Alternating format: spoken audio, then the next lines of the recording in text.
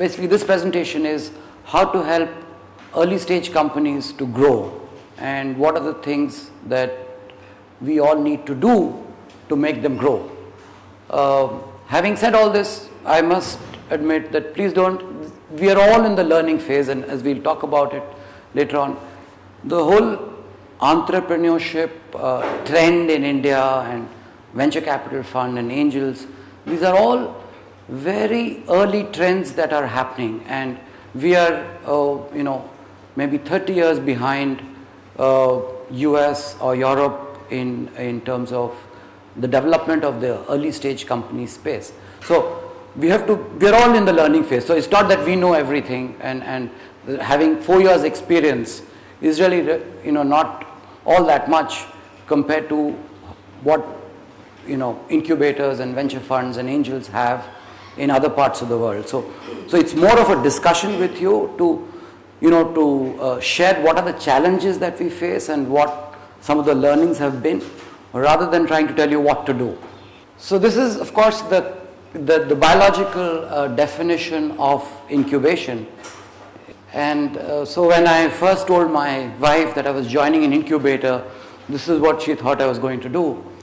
But it's not exactly that. But sometimes, the point is that being incubator manager, sometimes you want to act. Do you act as the parent? Do you act as the parent to the students and the people at the incubator, or do you act as per the terms of the contract that you have signed with them, or do you act as a professor and a teacher? So we'll discuss all about the relationship between the incubator managers and the incubating companies, and what is the most preferred relationship that you build with the incubating companies, and thereafter how you help them to grow forward. So today we're going to talk about mentoring and monitoring of the companies, which again, this is what an incubator is supposed to do. It monitors various physical parameters within the biological incubator and adds, increases the heat or, increase the humidity and so on to help the whatever is there to grow, and then helps them along to reach the external world. So essentially see that they grow properly and then get them across to the external world. So that is really the process of incubation. Later on in the afternoon, we'll have one of the incubatees here to share his experience through this process. So he's completed about almost 2 years at the incubator. He's recently closed his first round of funding, and he'll talk about his experience. To start with, we all operate in an ecosystem, and just to give you an idea of what the technology entrepreneurship state is it in India today. Now, historically, we all talk about India is a nation of entrepreneurs. But if you really see, entrepreneurship in India for maybe the last 200 years has been primarily trading and manufacturing. Very few entrepreneurs have really built technologies or products. Most of it has been either, of course the trading is something which has been going on for many years. Even the manufacturing which happened in India sort of took off after independence was essentially getting either a technology from overseas or which we call indigenous technology, is copying Western technology and applying it in India. And this is because basically the tariff barriers were very high. So foreign technology found it difficult to come into India. So a lot of companies built their operating systems. There was a time when there were 4 or 5 Indian companies with computer operating systems. So you had that, you had in electronics, we were copying. In the pharmaceutical industry, we've copied everybody's drugs. And that was what entrepreneurship was in India. The other was, of course, trying to get the other part of entrepreneurship in India was to deal with the government, get a license, and start, if you're the cousin of a politician or of a government official, you would get a license, or of course, you were Tata or Birla, get a license and set up business, because it was a supply-driven market. There was scarcity of, steel, cement, and all the basic things. So there was really no quote unquote technology entrepreneurship in India till very, very recently. So entrepreneurship that we talk about is essentially trading, and we're talking about manufacturing, which is also not technology driven, but driven either by copying Western technologies or by getting a transfer of technology. And yet India has, as we all know, the third largest technical workforce.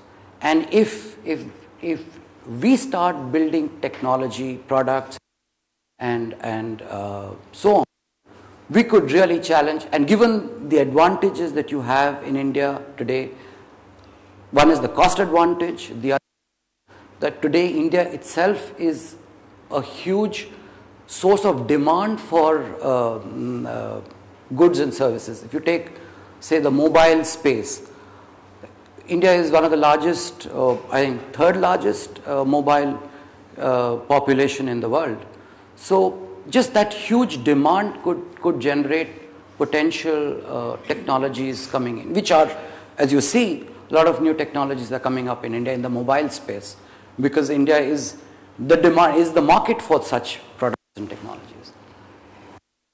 So also to understand that all the entities such as incubators like us, the venture funds, and the entrepreneurs, we are all also learning this process because there are not so many technology entrepreneurs around. In the West, there's been waves of technology entrepreneurs who then set up their venture funds or became angels and promoted the next set of technology entrepreneurs. In India, there are very few role models and very few entrepreneurs who become venture funds or angels to set up new entrepreneurs. That's one of the reasons why there is a need for an incubator, because that's what they really did. These entrepreneurs in the West really helped other businesses to create the ecosystem for early, young entrepreneurs to set up their businesses by providing them money, providing them, the space, introducing them to their business partners and, people that they know. That's what they did. But it isn't here in India because we don't have that generation of technology entrepreneurs in India. We do have entrepreneurs, we do have people, companies like Wipro and Infosys and so on, who are quote unquote technology entrepreneurs, but all different that because essentially what they have done is they're providing services, lower cost. Some of them, of course, have helped other entrepreneurs to grow. For example, our incubator is supported by the CEO of Infosys, but those have been few and far between, and it's only now that it's happening. And that's what could actually change what India has done until now. Either copied the West or got technology from the West or just traded. That's what we are good at. But if we start building our own technologies, which we can sell to the global marketplace, India will be a very different country than what it is now. So I think that's what this presentation is all about. So just to get into a little more detail about how each of the entities operating in this ecosystem. So, there are increasing number of, not so many of them here, but all of you want to set up incubators. So there are increasing number, many of them have got funded from the government to set up the infrastructure and operating. As we heard in the morning from my colleague Poini, that building a sustainable business model is key, to running an incubator. Entrepreneurs, we are all, the technology entrepreneurs are all first generation. They don't have, any business experience. Also the lack of role models, in the US or in Israel, you can always look up to a Bill Gates or a Google or a Yahoo to say, yes, there are role models for you to follow. But in India, there are very few role models, and therefore we tend to restrict our imagination, and it's like a vicious circle because there are no role models. You don't you don't think big, and because you don't think big, you really don't grow big, and so there are no role models. So it's some sort of a vicious circle, which we should, it's again the role of the incubator to help people to think big so that we get out of this vicious circle. And again, because of the lack of successful entrepreneurs from the technology space in the past, there are not so many angels, and because there are not so many angels, companies don't get funded, and here starts another vicious circle, because you don't have enough funds coming in, there are not so many entrepreneurs wanting to set up a business, because if they have a product or a technology idea, it requires to be funded, but there are no VCs around. So, there are not so many entrepreneurs coming out of the system. So again, that's the role of the incubator to promote entrepreneurship. And here at IIT, what we try and tell the students is that today, with the way India is growing at 8% or per annum, there is enough job opportunities. If you're a graduate from IIT or probably any other engineering college, you will never find it difficult to get a job for yourself. So we try to promote entrepreneurship as a career option, because you could start out something, it doesn't work out, doesn't matter, you will still get a job. We are not in the 60s and the 70s where engineers were, still you could be an engineer but still not get a job. That's because our economy is growing so fast. So here is an opportunity for students and even researchers to say, the job market is so good, that's the reason why you could leave it for a while and do something else, and then always come back and rejoin it if it so happens. Thankfully for us, what has helped is that because the Western world sees India as a big opportunity, a lot of venture funds and institutions, financial institutions, have set up venture funds in India. So while we lack our indigenous venture capitalists and angels, we've had inflows from overseas, both at the private equity level and as well as at the venture capital level, because they see India as a huge opportunity. So is actually what is helping us. Despite all the vicious circles, it's actually the inflow from the Western markets, and of course a few sprinkling of successful entrepreneurs who have now turned VCs in India, that you have money flowing in. So there is money coming into India, maybe right now for the larger entities, but slowly as these venture funds and private equity funds compete at the big ticket level, some of it will trickle down to the smaller entities, which was absent in the past. So it's competition between the venture funds and the private equity funds that is leading to money being available to smaller entities and early stage companies. I think both the business and the government have also realized that the sort of cheap labor economy that India has of, sasta mein sab kuch karke, we sell it abroad, is not going to last very long, because now for example, with the intellectual property rights being enforced, many drugs that Indian companies are manufacturing, you will not be able to manufacture anymore. And in other areas as well, so that's one. Two, we also realize that the service economy, whether it's software or BPO and so on, is increasingly getting falling margins. With the level of competition and from other countries, the margins of top software and BPO companies is falling.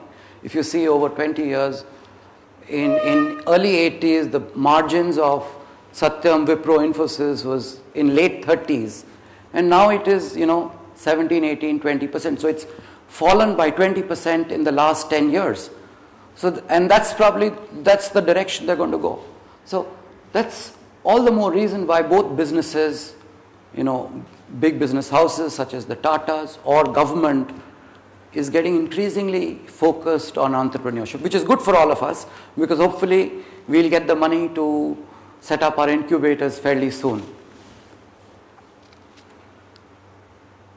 So there are a number of measures that the government is taking now. There, this various agencies who've been around for a long time have suddenly woken up to finance innovators and early stage companies. NRDC has come up with some schemes. But Department of Biotechnology has certain schemes. DST, of course. So let's look at ourselves. Many of us are from academic and research institutes.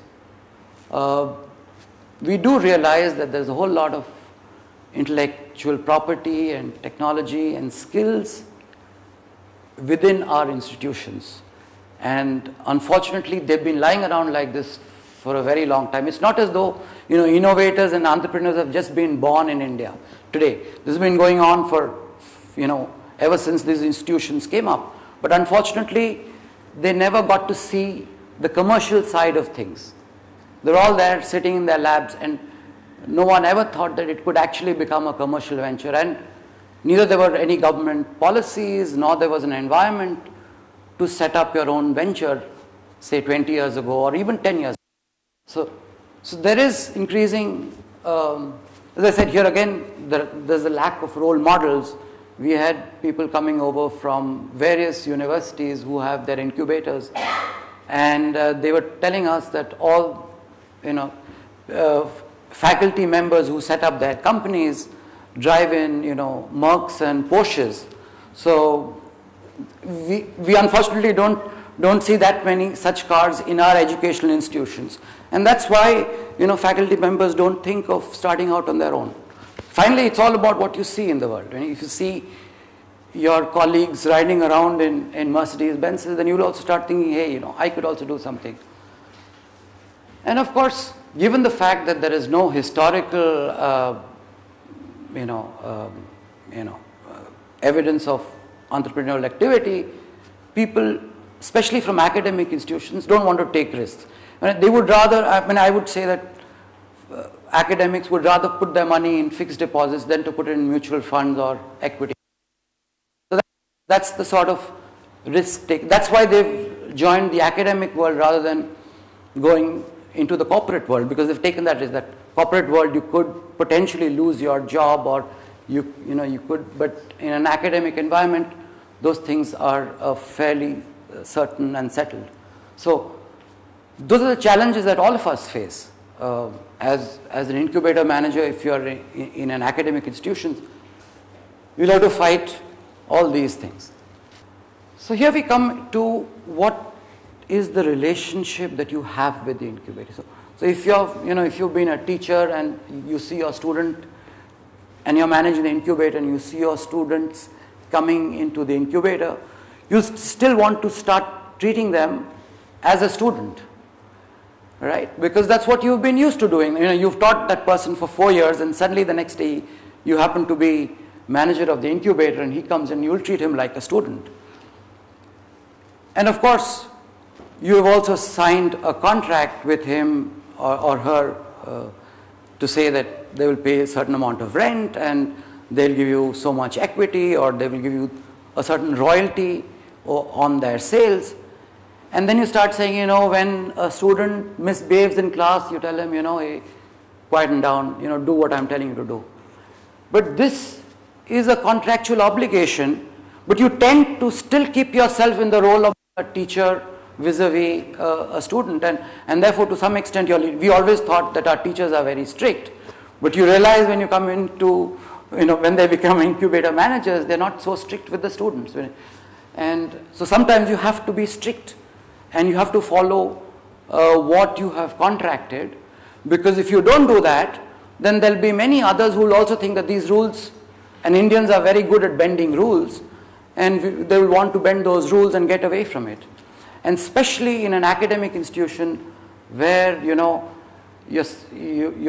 in a subsidized infrastructure, you think of it as another project that you're doing for the institution, and try to squeeze the maximum you can, even from the incubator. And of course, since I'm part of the incubator, I'll be a little harsh on the incubating companies, but that's what that's the normal way an ex-student would, I'll say, be nice and give a smile to my professor and get, a reduction in rent or not pay the rent and so on and so forth. But can we do that? The other, of course, is that we are finally running, whether it's for profit or not for profit, I think, but finally you are running this as a sustainable venture, right? So you cannot let commercial consideration get sort of diluted by your, it's not altruism, it's not charity that you're doing here. Because if you don't properly follow all the commercial considerations, your incubator will fail. So the very house on which you have these incubating companies will go bust. So then you won't be able to provide any more services. So the point of being commercial is not to create wealth for your institution, but just to ensure, as we heard in the morning, to make sure that your incubator is a sustainable business model that survives. Otherwise, the next morning, you don't have salaries to pay the professionals at the incubator, and you go bust. And so do your incubating companies. And of course, the other thing is that, most of the companies are people who are in their early 20s, apart from the faculty. And, for many of us, they're almost as old or as young as our own children. So you tend to become a little paternal to them, which again is wrong, because the whole idea of an entrepreneur is full of energy and wanting to do new things. If you try to have a paternalistic attitude, you would tend to, sort of constrict his business and technology and so on. So these are some of the things that we need to be careful about. So while treading the path of,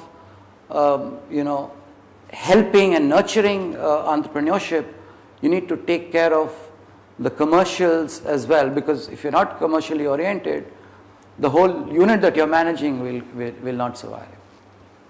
So one of the roles of the incubator is to mentor, and some of the things really come out from what we talked about the ecosystem earlier, is that many of us don't think big, and it's not without reason. We went through the reasons why people don't think big, and so it's again our job to make them look at bigger opportunities, and because they are there. We always think of, okay, historically what we've done is we've copied the loratadine drug and made it in India and made lots of money. So we always think, how is there easy way out without taking the risk to build a business? And we see successful businesses in India.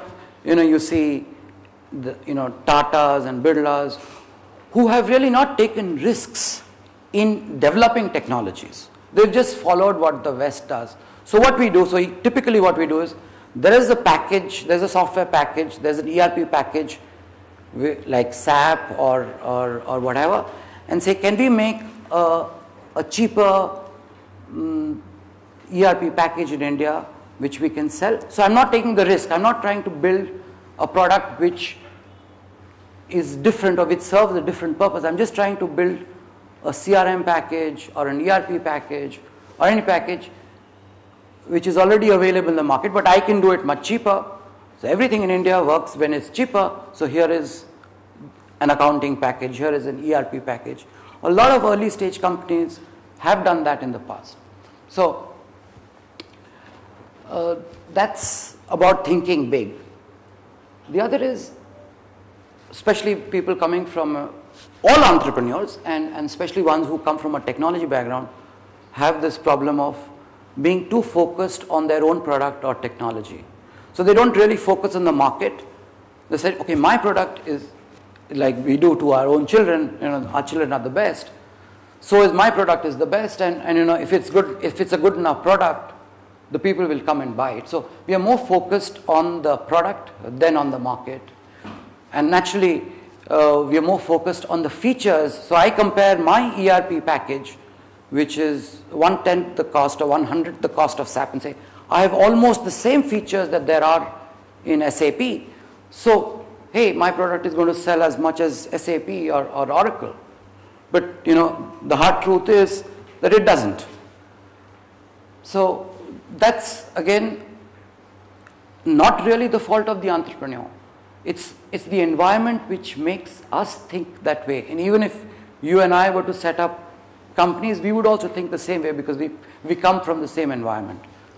But the idea is to try and influence thinking away from that and focus on the product and the market rather than the product and the benefit. What does it do to the customer or the client? How does it change the way things are done rather than on what features it has? Just a little more bit on this business model is again a problem. The Indian service model is very well established, that you can provide services, and technology institutes and research institutes have people who can provide consulting services. A lot of companies who want to build a technology or a product find that they're not getting money from a VC or an angel, and say that to keep the business rolling, let me do some services to earn money, right? So they provide consulting services. As long as it is around the product, it's okay. But tomorrow somebody says, you send 5 engineers and make them sit in our office and we will pay you 20,000 rupees a month, like a simple body shopping sort of exercise. There are companies who think that way, and that is the final death knell to the product business, because the best people you will send to your clients and the business will go. I used to work for one of the first software product companies in India called Softtech, set up by IIT graduates way back in 1985. So they built, COBOL compilers, Fortran compilers. They had a Hindi software as well. Of course, they also took the easier way out. They built clones of Word, Excel, and DBase, that was called those days. So they had this, and the business was tough, but the business was going. So somebody told them that, can you send us a few engineers to the US, and we realized that we would get more money out of those engineers sitting in the US than for a month, then we earn revenues for a whole year. So those become, it becomes too, tempting, and then you say, okay, fine. And then what you do is you pick up the best guys and you send them to the US, and they of course will leave in a few months from then, and so you send the next best 5 guys and send them there. And soon your product team is empty and you only have a service business left. And that's exactly what happened to the company. So now there's no product, it only does services. So that's what happens if you try to mix 2 business models, one of service and one of product in the same company.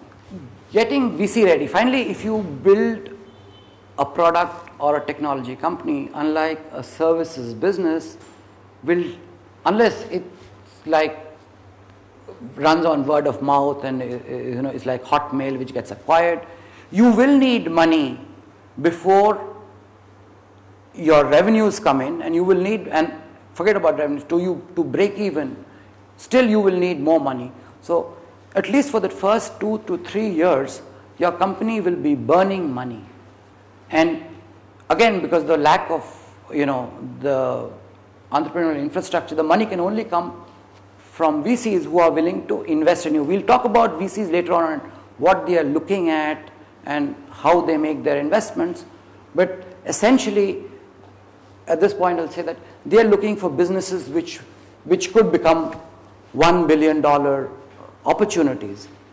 And therefore, they are looking at not only the product and the technology, which as we all know is only one part of the entire business, but at the team, which is, the other part of business is the team.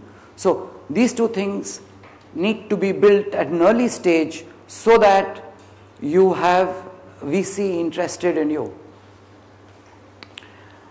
The last element in here is the world is networked, in the sense that you're talking about, if you look at any big company, whether it's Microsoft or IBM or in any other telecoms, they all have formed alliances. The Microsoft and Intel alliance is well known. So really without alliances, you can't make a breakthrough in any global market. Which could also be that you have lacked certain skills. Typically, companies coming out from research and academic institutions will not have exposure to markets or commercial things. It's not a bad idea for companies to partner with an outside entity, maybe in terms of equity, who will help them to market their product. Because that's the biggest challenge. You might have a great technology, but unless somebody wants to buy your product, and if you don't know the way from the product, how to distribute the product or how to sell the product, your product will remain, if not in the lab, in the incubator. So the point is, and we have one of our companies here, the faculty member who started a company and has now given 49% stake to a company in a similar area to help them market their product. So he's saying, I know my technology best. I don't know how to do. No problem. So either you induct a person in the team who can provide that, or have a strategic partner who can do that. Similarly, a similar but a weaker form of that is getting mentors. Here, this mentoring is different from the mentoring which an incubator does. Now, if there are 20 companies in your incubator, you cannot spend, a defined amount of time with every company. What early stage companies do is to get on their boards people, advisors who have been in that marketplace or been in that technology area for some consideration. It could be an equity consideration, it could be a monthly retainer, but it's very important so that you don't make the same mistakes that other companies have done in that space. Also, the amount of networking and contacts that he or she may have in that space would be useful for the early stage company. So these are the sort of things which early stage companies need to do very early to survive, because this is the foundation of their business model, this is the foundation of their relationships with the external world. And of course, having said this, this is not a one-time exercise. You have to keep on doing it, because a lot of times early stage companies will go for a particular business model to find later on that it's not working. So, especially in the dot-com space, all of us know that a lot of companies went for, what was called in those days the eyeball model, get registered, as many as registered users is concerned. Yahoo on NASDAQ is, the valuation of Yahoo is at $70 per registered user, and therefore if I have, a million registered users, I'll be worth $70 million. But of course, we all know that it didn't work. And so companies then came up with business models such as subscription or advertising or whatever. So different models. One model, a business model, is not necessarily the one which will survive. We've seen that in our own incubator, where companies have changed their business model itself, the target clients itself, twice or three times over their stay at the incubator. The early stage companies, you might have a great product, but which person is going to buy it, how will he buy it, why will he buy it, all those things you only learn when you go through that process. So at the tactical level, and these are, a lot of problems which come up periodically for early stage companies is that, you get one client and it takes, much longer to get the next one, or, getting the first revenues in takes much longer than you expect. Everything happens much longer than you expect, except the way you spend money. So you always spend money more faster than you expect, and the revenues always come much slower than you expect. So you have a lot of startups go through very severe cash flow problems, and you have to really keep the entrepreneurs going, because as we all know that they have job opportunities just an inch away from their incubator. There are companies like Infosys and Wipro waiting to pick them on, and here they are going through not being able to pay for their own personal expenses. It could come down to even getting their next meal. We've had that experience at the incubator. And yet their colleagues may be earning 10 or 12 lakhs, per annum, and here they find themselves not getting to afford the next meal or to have a place to stay in, not being able to pay the monthly rent for your place. So you have to find some way. There are no quick fix solutions, but this is a problem which all early stage companies face.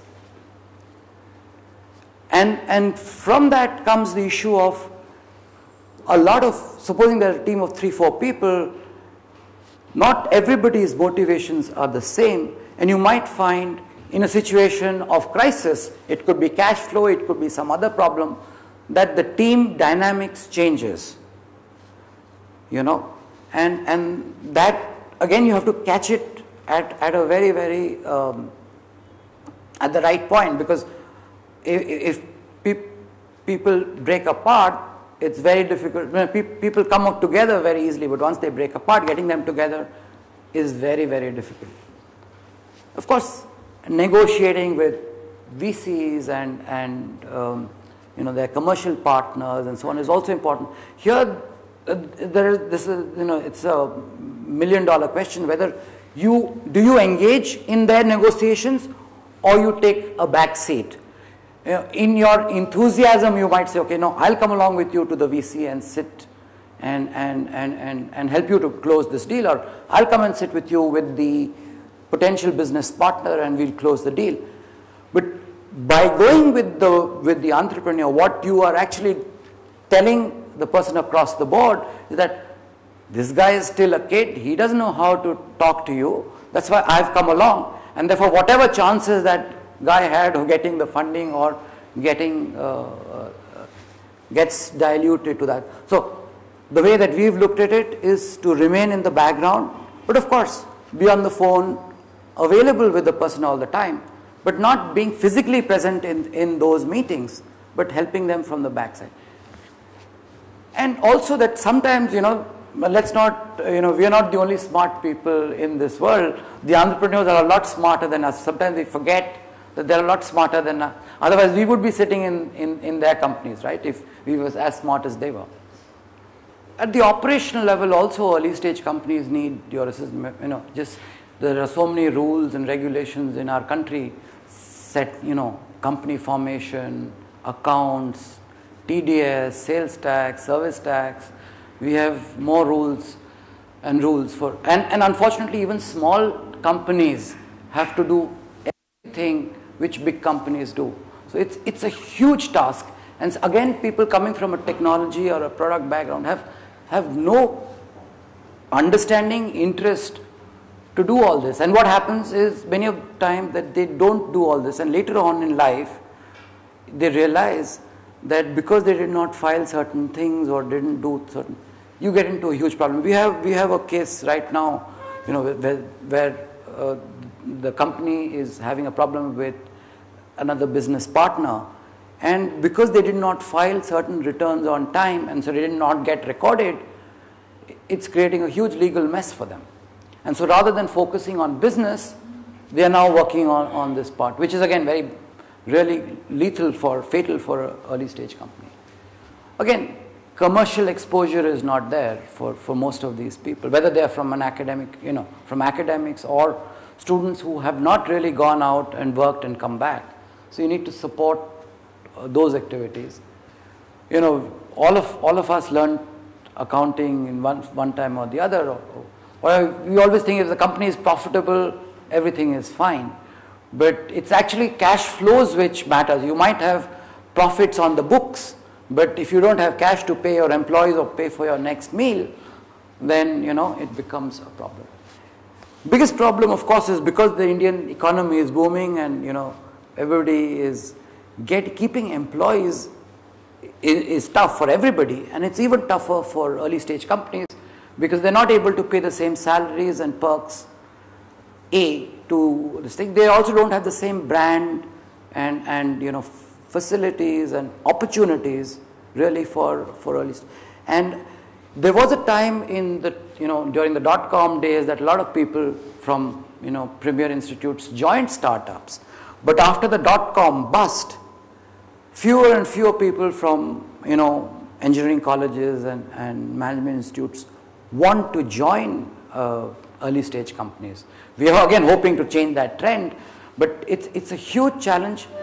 First of all, attracting the employee, and then keeping him or her with you, because there are so many opportunities outside. So sometimes the economic boom also has its own, problems of keeping people. See, when you essentially, what is profit? Profit is the excess of, if you sell your goods for 100 rupees and your cost is 80 rupees, you made 20 rupees profit. But typically in a product company or in any company for that matter, your costs are incurred upfront. That means salaries you have to pay at the end of the month, electricity bill, rentals you have to pay at the end of the month. But we all know in India that getting our money from a company, or sometimes for many of us from the government, takes many, many more months than you originally thought it to. So that is really, so you may be profitable. So if I write my accounts, the government has bought 100 rupees worth of software from me or my product for 100 rupees.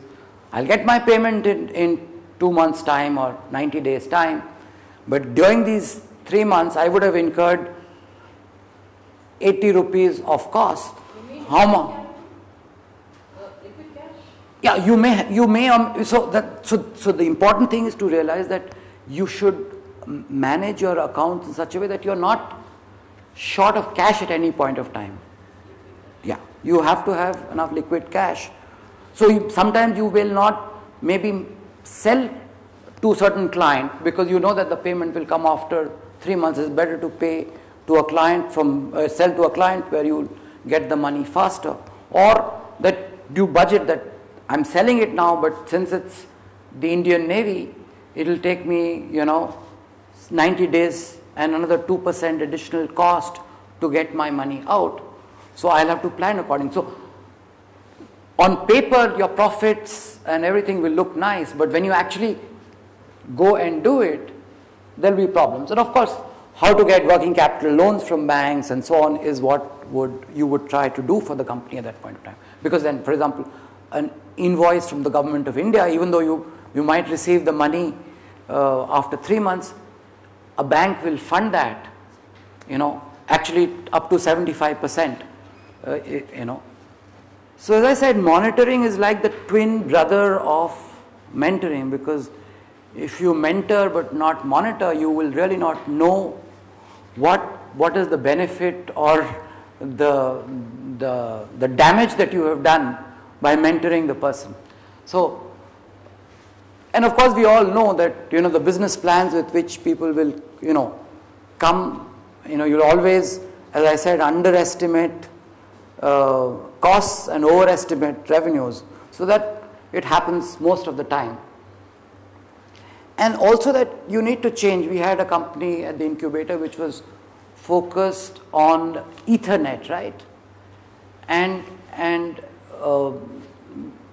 which is basically wired networking, Whereas the market really moved towards wireless, as we all know. The whole market is moving towards wireless. And it did not change, even though the technology was breakthrough, they did not change their model early enough. And they, therefore, one of the few companies which didn't really go ahead.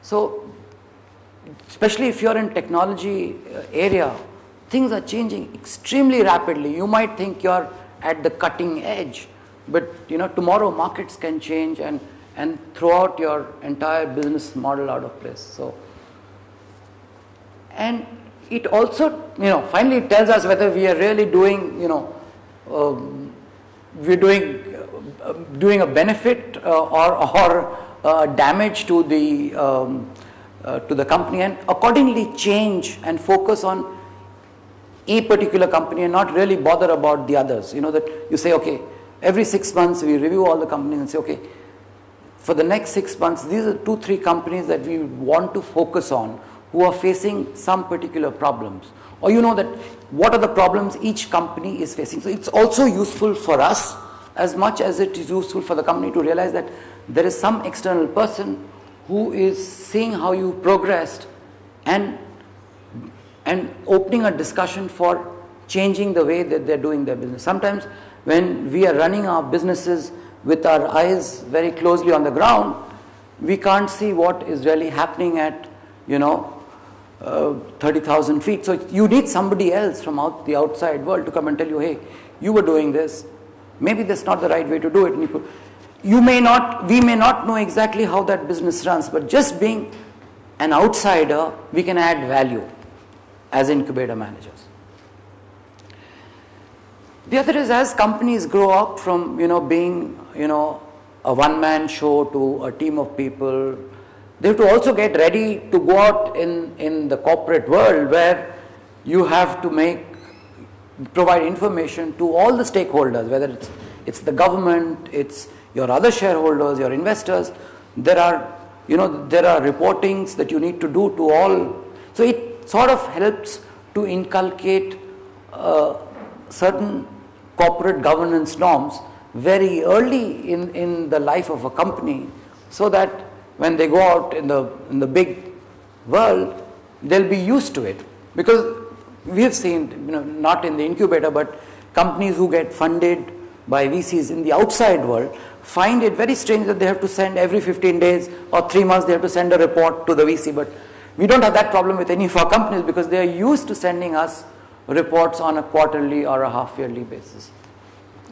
And it also, finally tells you, 6 months ago you promised you would do 2 crores of business, and you come after 6 months, you've only done 38 crores or 58 crores, lakhs. And then you start thinking, the entrepreneur also starts thinking, when he puts it on paper sometimes, that where I had planned to go and where I have been. So it also acts as a way of making him or her feel that there is something wrong that I am doing. So that's all, and then we can break for tea. To make you sleep. Why I'm asking you about the question is that CEO of a company has a responsibility of running the company and to some extent look for product or generate revenue. Here it is being no profit, no loss organization. I think there are 2 parts to it, and then we can talk. I think firstly, realize that the incubate, as far as the profit and not profit, there are certain objectives which sign has to achieve, and so they need not be monetary in terms of profit, right? So that is one. The second part is that especially when you get into an incubator, firstly you forget about designations, because you have to work as a team, because there are so many, especially if there are 20 companies, everybody has to work just as hard. So it's actually, and it's best when you work as a team, or rather as partners. I think that's the real model, is that the team becomes another set of partners who work together, rather than there being any particular sort of extra hard work for the CEO or less hard work for the CEO. Everybody works at the same level, really. That's how I look at it. I don't know how other incubators work. This is how I work. Yeah. Not for profit essentially is that whatever profit you generate, you don't distribute to the contributors or members, but it plows back to the system. That is the conception. Not for profit is not that society cannot make profit. We would love to make profit, and we make profits every year. That is one thing. Yeah. The profit, because you don't show profit, CEOs cannot get the percentage of the profit. No, we can. You can always create. No. Thanks. I'll tell it to my boss. You have to show profit in your book. You can't, like in a company, you distribute dividend, right? Here, you don't. Even Section 25 companies, they don't distribute dividend. Entire year earning, which is surplus earning, gets plowed back to the system. So even at sign level, we always think in terms of money. Every deal we look at it, be it negotiation with the VC on behalf of a company or whatever. So like, we also look how much money we will make out of it. Yeah, so we are very clear about it. That's one thing. Second thing is that CEO, CAO and all those things are designation, but I think it is essential functional requirement. One person takes care of business aspect because you require a business incubator also requires business, right? Which means you have to get your companies. So we have scaled up to a level that where single person cannot manage everything. So one person takes care of business aspect, one person can take so that's a primary responsibility, but we always complement each other as a team. We are 6 people in the incubator. So it's not designation specific, but more functional specific. In smaller organization, you can't go by designation. Yeah, in a company like, as she rightly said, in a company like Telco or Tisco, you actually there is a need for a hierarchy because but for about 5-6 people, the hierarchy is largely on paper. It's more of working together as a team. You have a formal structure and define. Yes, perhaps, but I'm saying in terms of working, at least in our case, designations really don't matter, But maybe because we are still a very small team, if the team is of, if you have a 50 incubators in a company, you might need to have a very structured hierarchy, but not at a small level. And if you go across other parts, venture funds and others, they all have small teams and they all work essentially as partnerships. In fact, in the US, VCs are structured as partnerships because that's how you operate. So each partner looks after a particular area, but you function as a partnership.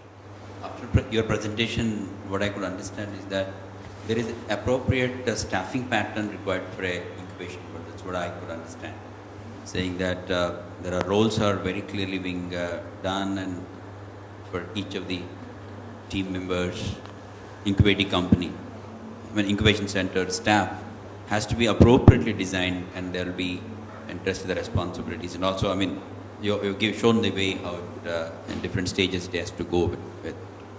But staffing is one issue which is looking like appropriate. For the incubator managers or the staff of the incubator. Yeah, actually, that's my takeaway from your session. Definitely, I think, for example, we always say we are very lucky to have, a person from banking, a person from a legal background, and this morning we learned how important the structural issues are, because that's the foundation on which you build whatever, the business and the operations. And we have a professor who has interacted with, who's been interacting with students and so on. So we actually have best of both the worlds, so as to speak, because we have a good interaction with the rest of the host institution, as well as have people with business experience. Not that it is rocket science. Business is different. Knowing how VCs function or how banks give working capital loans is not rocket science, but for early stage companies, it's very important to know. The rest of the world anyway knows about it. So none of us are rocket scientists here, but know enough to help the early stage companies to be able to deliver that to them. And that's what is important. When I see Professor Ramana looking at tolerance for even non-technical things, actually. That's a very high for him, unlike most of the IT professors where their tolerance for non-technical is. Yeah. And similarly, our tolerance for technical things is also fairly high. So that's how. That's a great mix. That's the right mix. No, we are just fortunate and lucky to have.